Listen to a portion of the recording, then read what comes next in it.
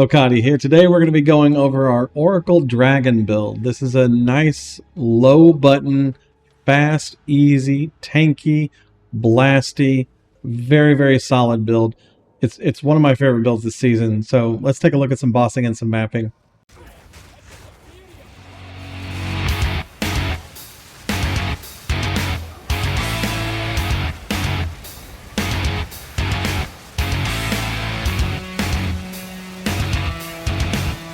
And then I missed the power charge.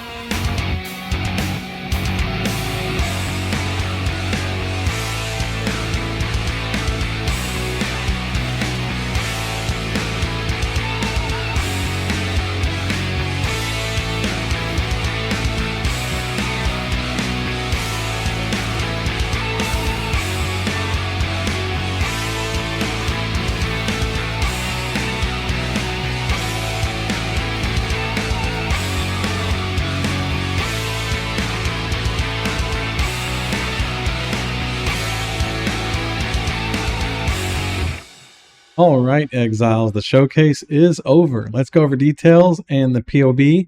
But remember, if you enjoy my builds, like, subscribe, give a comment down below about your favorite part of the build. The engagement is what lets us continue to drop builds every season. Thank you all.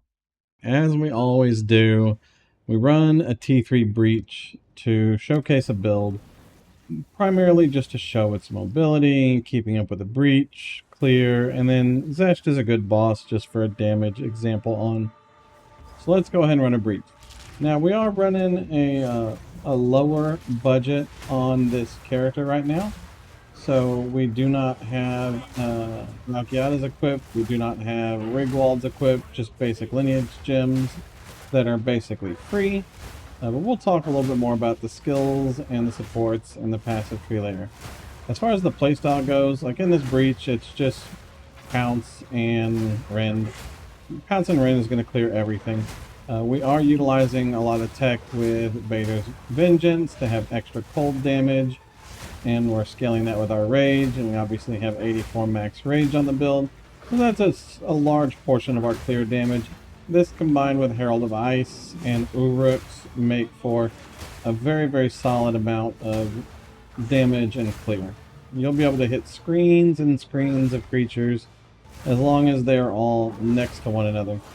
For most of the mapping experience, you'll probably just be pouncing around. You'll rend occasionally, and we'll talk about why we'll rend occasionally.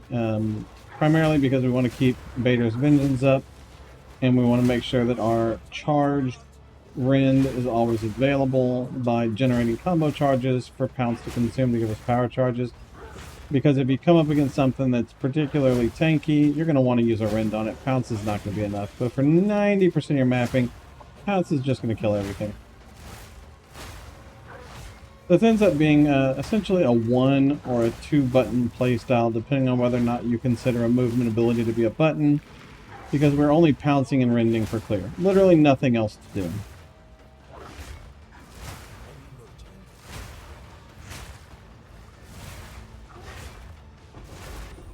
As you can see, we keep up with the breach just fine. Tons of damage, great clear. Now let's take a look at our single target. Single target is going to be pretty straightforward.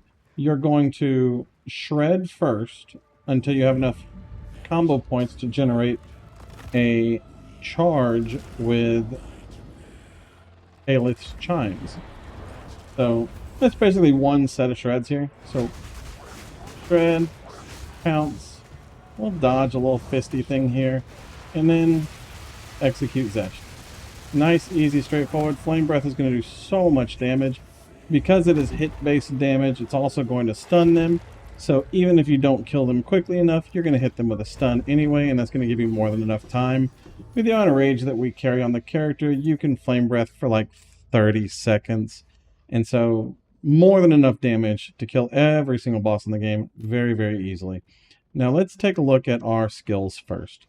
On Rend, we are running Minion Pact 2, Magnified Area 2, Vader's Vengeance, Elemental Armament, and Embitter. Now this is very important. Embitter and Vader's Vengeance are quite possibly the most important things that you would socket in here. This converts all of our extra as into extra as cold, and we have a ton of extra as. That allows us to do a large amount of cold damage, which guarantees that we're able to freeze targets, getting our 1% of extra damage as cold per rage, further improving our ability to freeze things. And so Embitter and Vader's Vengeance are a requirement. Next up, Minion Pack 2. Because we are CI, we only have 1 health, so every time we hit something, our wolves lose 1 health. They'll never die. So Minion Pact is just straight 35% more damage. There's not another jewel that competes with that. Now we have Magnified Area 2, which is great for comfiness, quality of life, and finally Elemental Armament 2 as the final damaging support here. Now, you could run Rapid Attacks too if you just wanted to attack faster and have better quality of life that way. And if you're at a lower budget version of the build, this will be replaced with Rage 3 because maybe you don't have enough spirit to run Eternal Rage. For Shred, our boss combo generating ability, we're going to run Maim, Rapid Attacks 3, Practice Combo, Blazing Critical, and Crescendo 2. Maim, just because it slows the boss, they're less likely to move around and get out of your Flame Breath.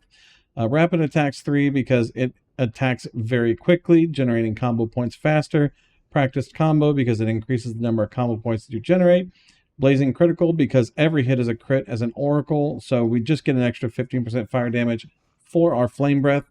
And Crescendo 2, because it's 15% more attack speed for the attacks that lead up to the final strike on Shred.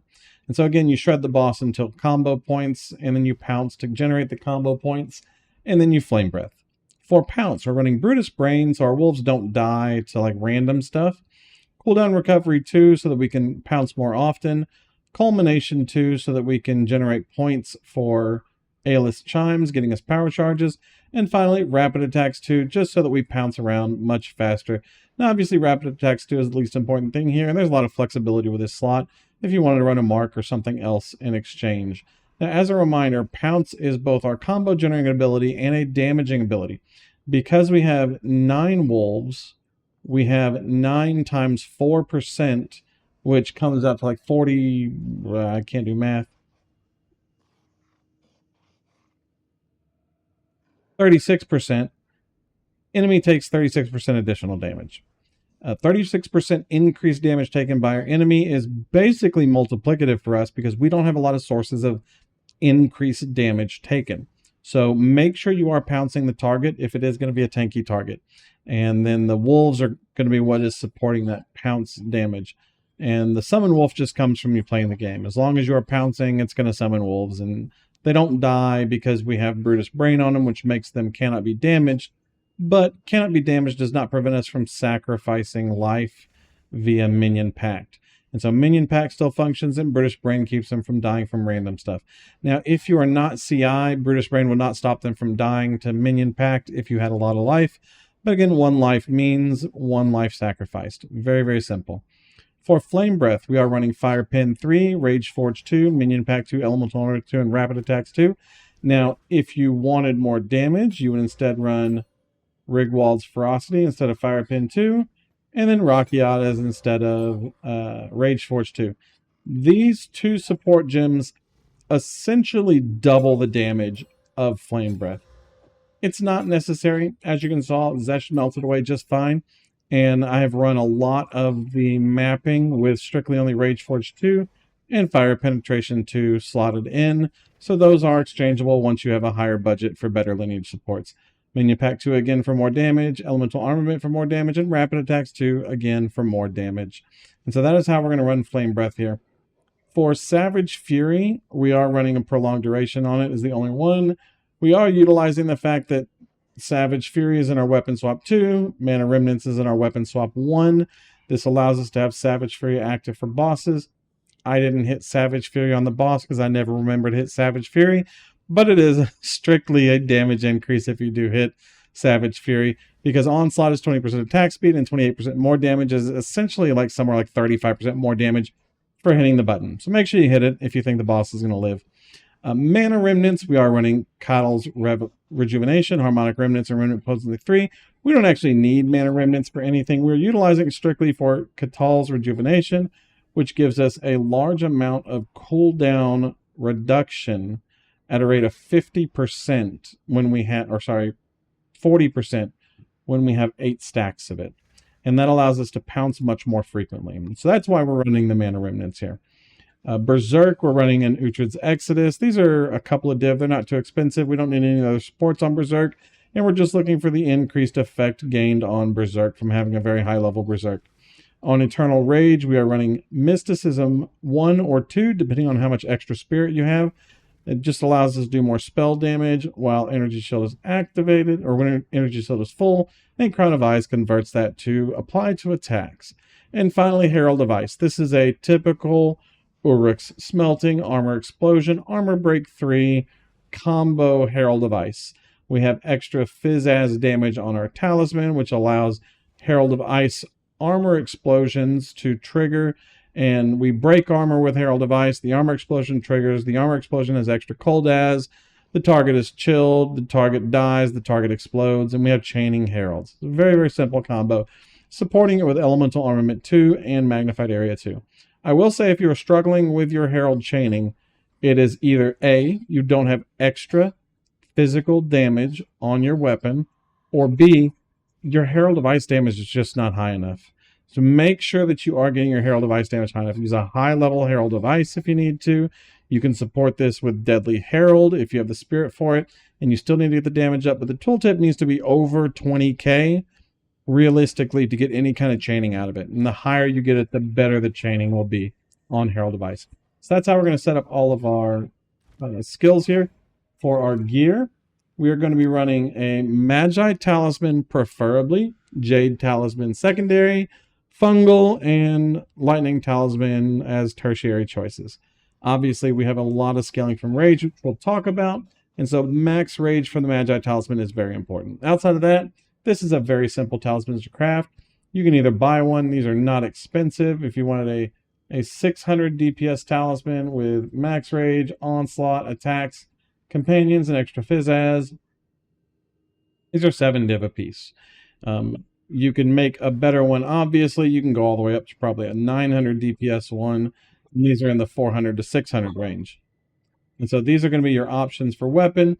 But again, it's a simple craft. I have a video on crafting this talisman. Start off with a T1 or a T2 Fizz, Abrasion, Greater Abrasion, and then you onslaught attack skills and corrupt for, or desecrate for attack speed.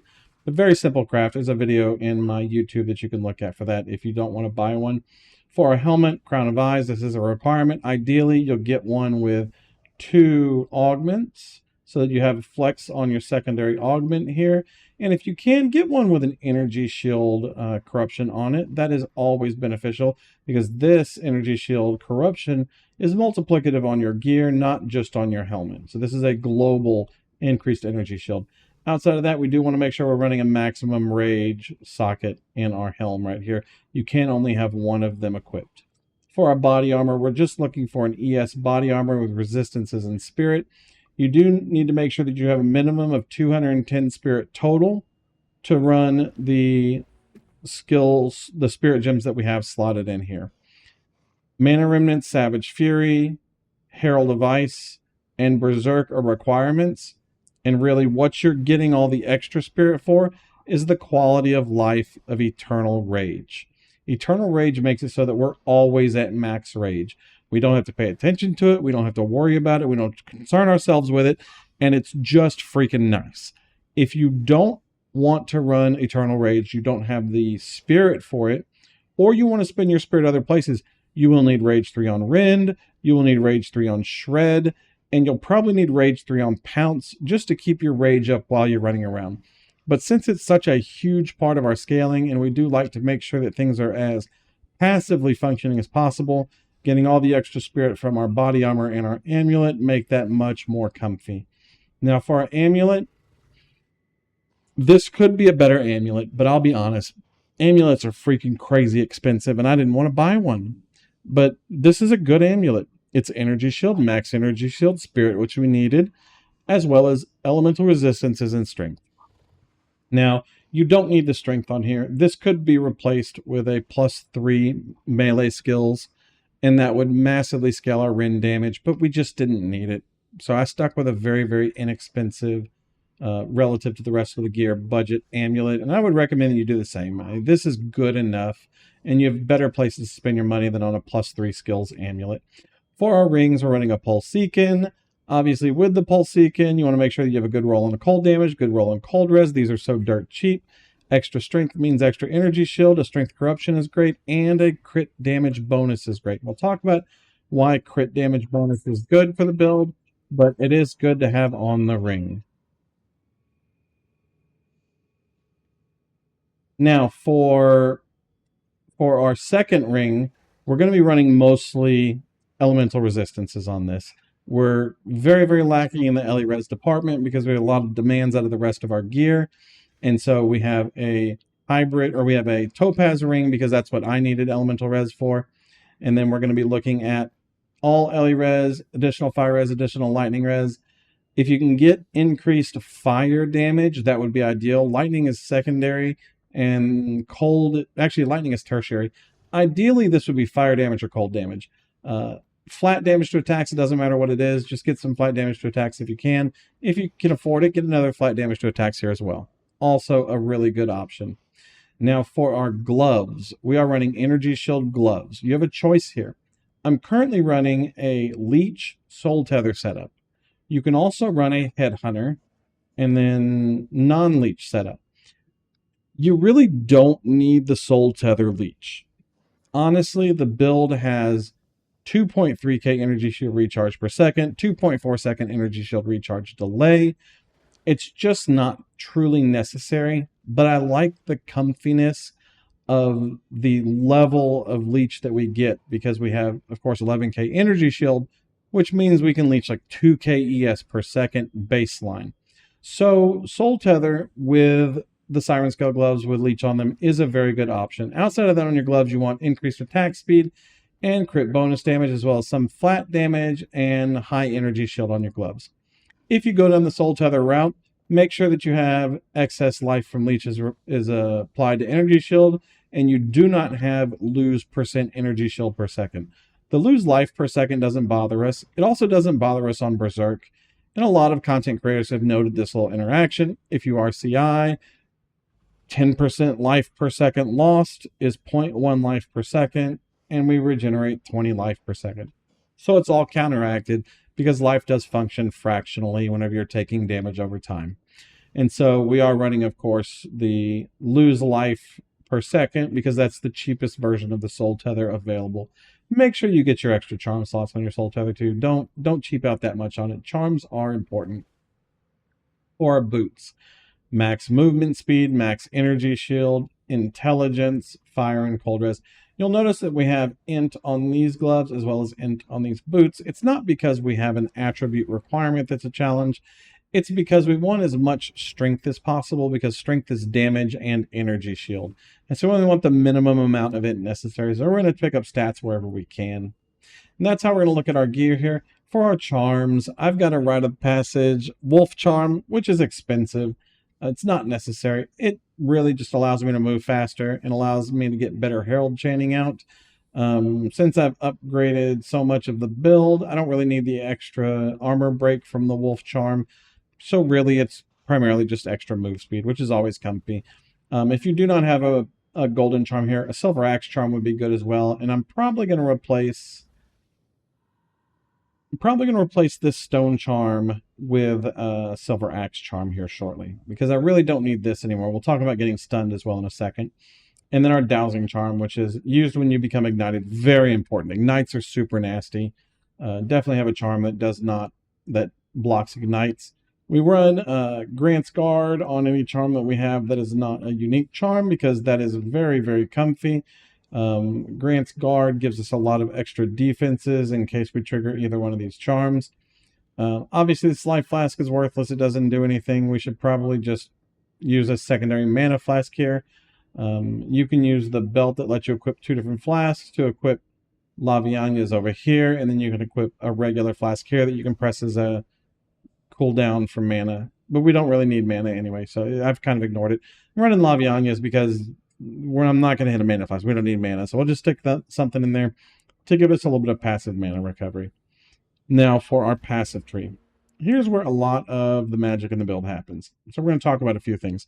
There's a lot of interesting tech in the build. For offenses, we're using a lot of rage tech, and so that is a lot of max rage and Berserk. Berserk giving us 70% something increased effect of rage, 84 max rage from taking max rage here, gives us access to also max rage on our amulet and our helmet, gives us access to 144% more attack damage. Additionally, we are taking every rage grants 2% increased spell damage, which is converted to attack damage with our Crown of Eyes, making our total increased attack damage from rage 288%. So we have 144% more attack damage from rage, and then 288% increased attack damage from rage, which is why we spent such a huge investment on Eternal Rage. We want to make sure that's capped all of the time, because it's so much of our damage. Now, outside of that, we do have a lot of spell damage here. Spell damage comes from strength, spell damage on the tree here. We even have a little bit of spell damage for non-instant attacks used in the past 8 seconds on our weapon swap with our Flame Breath here, totaling anywhere from 80 to 140% increased attack damage from spell damage that we're getting on our tree. It's a powerful casting, and the wheel before it, very, very solid for damage. For our Heroic Tragedy Jewel, this thing is carrying so much of the build. You do want to buy a few of these.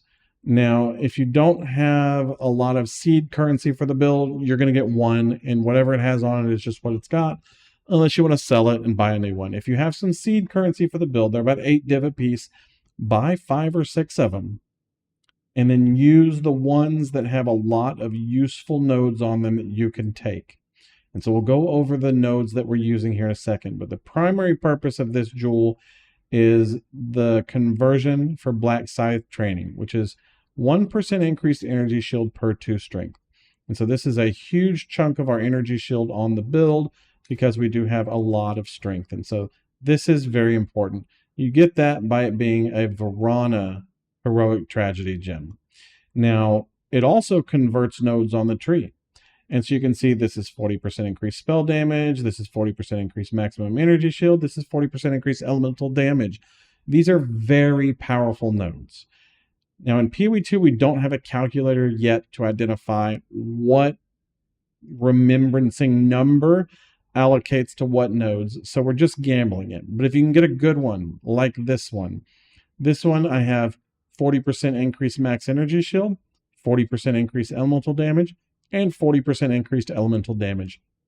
There's a tremendous amount of defenses and damage coming out of the gym. We're able to socket these because of our Oracle pathy jumpy thing here, Entwined Realities.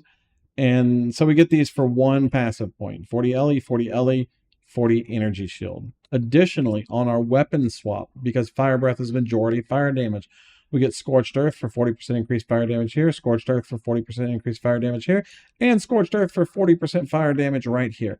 Tremendously powerful jewel. Take some time, get a really good one. You'll really appreciate that. And so that's how most of our offenses are built. Outside of that, you can see we move up here defensively through the tree. We have our Rage here. We have our Tragedy Jewel here for taking these. We get some more defenses here. And you'll notice we are an ES build with 0 armor. But we're taking armor ES nodes everywhere because increases and reductions to armor apply to energy shield recharge rate. That is how we're getting 2,300 energy shield per second on our recharge. And so especially if you're running the Headhunter version of the build, this is your only recovery. And so we do take a lot of these armor ES nodes specifically for that.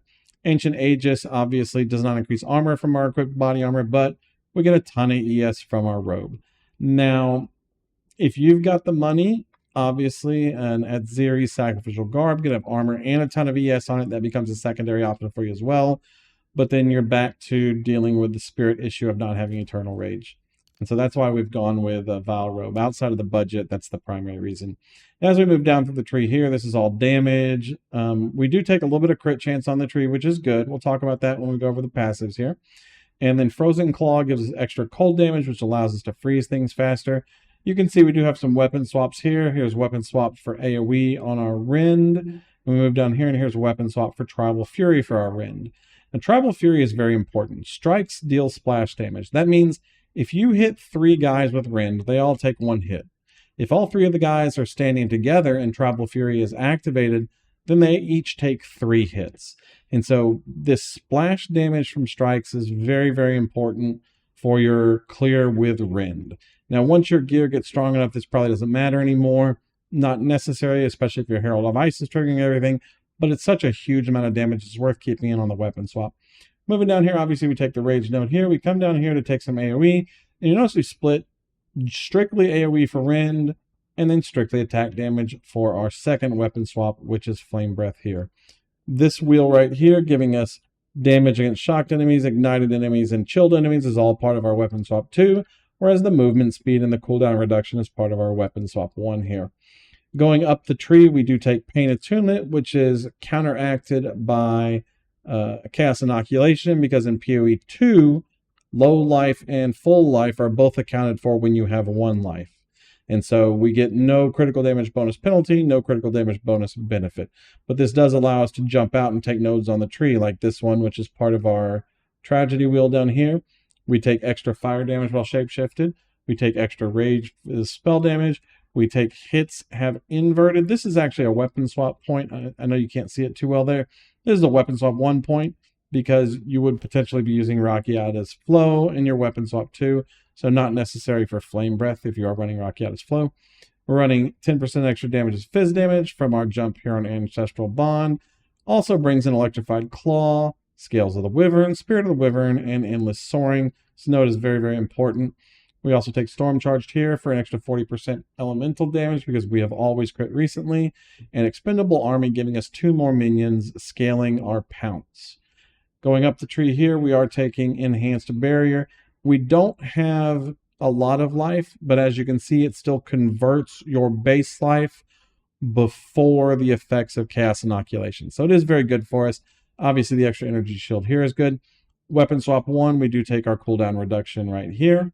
Moving across the tree, we jump down and take an extra socket for our jewels. We take Patient Barrier for defenses, another socket down to Chaos Inoculation, and using Chaos Inoculation to jump around, we are taking extra chaos damage, increased freeze buildup, as well as hits ignore non-negative resistances against frozen enemies, increased freeze buildup and increased damage against frozen enemies, increased or extra cold damage and extra lightning damage. This probably should be a weapon swap. This is going to do nothing for Flame Breath. We'll talk about that just real quick. You have to do non-converted physical damage for sources of extra as damage separate from the skill itself. So, for example, our Rend does a lot of base physical damage. That base physical damage is what is scaling our Leech and is also scaling the extra physical as Cold and Lightning here. Our Flame Breath doesn't do as much, and so it's not getting as much benefit out of this node, but it is still such a strong node. We're going to go ahead and take it anyway, because we are chilling everything, we are shocking everything, and we are igniting everything. And then finally, we are taking a basement. A basement is very, very important. If you don't have good jewels, you can also take Shimmering Mirage, but we want to make sure that our stun threshold is very high, because a light stun will bring you out of Flame Breath, and you don't want to lose Flame Breath on a boss as soon as you click on it. So a basement is very important. And in addition to a basement, each one of our jewels here is going to have additional stun threshold equal to max energy shield. To continue that scaling, we get a little additional ailment threshold equal to max energy shield. We've got another jewel down here that is also additional ailment threshold as max energy shield. And so we are getting a lot of those scalers to make sure that we're taking advantage of our huge energy shield. Outside of that, good nodes on the small jewels are spell damage, max energy shield, and skill speed while shapeshifted. For our Heart of the Well Diamond, this is one that I've had for like the whole season basically. And it is extra fire and extra chaos. Doesn't have to be fire and chaos, can be any extras you want to. And we've got so much extra as on the build. I don't think this is worth investing in over a regular jewel unless you just have the currency to dump on it. But this is ideally what it'll be. 2 double extra as, and then either max reses or crit damage, crit bonus. Now we've talked a little bit about crit damage, crit bonus, but you've noticed we don't have any crit anywhere on the tree. That's because we're just relying on inevitable critical hits to give us a little bit of extra damage because there's nothing else on the Oracle tree.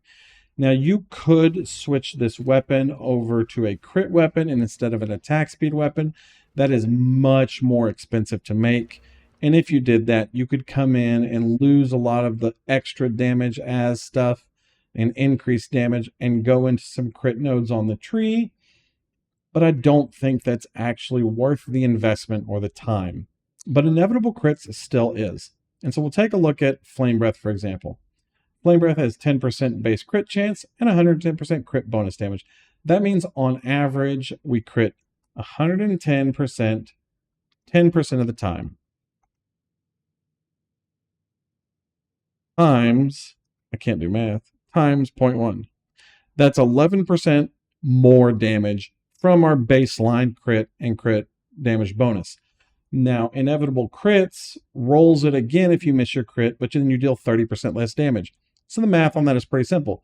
We've got another 10% chance, maybe 0.1, times 0.7. Or 0.1 times 70, because now we have 70 crit bonus damage. That's 7% more damage. And then if it doesn't crit, it rolls it again at 60% less damage. So that'd be 110 times 0.6 times 110 times 0.4 times 0.1, which is 4% more damage. And then if it misses it, it rolls it again. And then the last roll is only 1% of that, which is 10 times 0.1, which is 1. And so we end up with the math essentially making inevitable critical hits forces you to do double the bonus damage that you would have done based on your initial crit. I know that's a lot of math, but essentially what that's saying is that inevitable critical hits is basically for our build 10% more damage. It's the only source of 10% more damage we have available to us, so we'll go ahead and take it. Outside of that, lesser harm is hits against you. Critical hits are unlucky, and enemies hitting you is unlucky. It's just a great defense in general. And then we go walk the paths not taken and entwine realities. And that is what allows us to have such a very, very powerful passive tree in a game where the passive tree is fairly lackluster, generally speaking. And so that is everything that we're looking at here. As far as defenses on the build go, mostly you're relying on huge amounts of energy shield and recovery either through Soul Tether or through your increased energy shield recharge rate, and your lowered recharge delay. If you are using Headhunter, you can look into other points. I did at one point in time run a from nothing diamond onto mind over matter with an armor helmet. No, not with an armor helmet. Just a from nothing to mind over matter to get dependable ward down here, energy shield delay, and shield recharge. Those are some really solid nodes right here. And then you have another really solid energy shield recharge, faster start right up here. So you have some options to go into some more defenses there. But I think just this with the tree as set up as is good enough for Headhunter. I just like the extra defenses of Soul Tether here. Make sure you do have your ailment and stun thresholds. Those are very important. Use your jewels, use your passive tree. That's the kind of stuff that's going to keep you alive and playing more comfortably. Outside of that, man, the build, it's like 9 out of 10. It's really fast. Our pounce has like a 1 second cooldown while we're playing. Most of your clear rotation is pounce rend, pounce rend, pounce rend, and you're just dashing all over everywhere. We have 70% move speed baseline. While we're in wolf form, we have like 90% move speed while onslaught is active, which is all of the time. 105% move speed while a charm is active. And so tons of mobility, lots of clear, lots of fun. And we've done it with the fewest buttons physically possible on a shapeshifting build, which I know is a big challenge on shapeshifting builds nowadays. Now, I am going to be making a budget version of this build, so we're going to work on that next, so look for that video as well. Other than that, if you have any questions, come by Twitch, drop by YouTube, leave a comment, ask questions. I'm happy to help. Thank y'all very much for watching. Peace.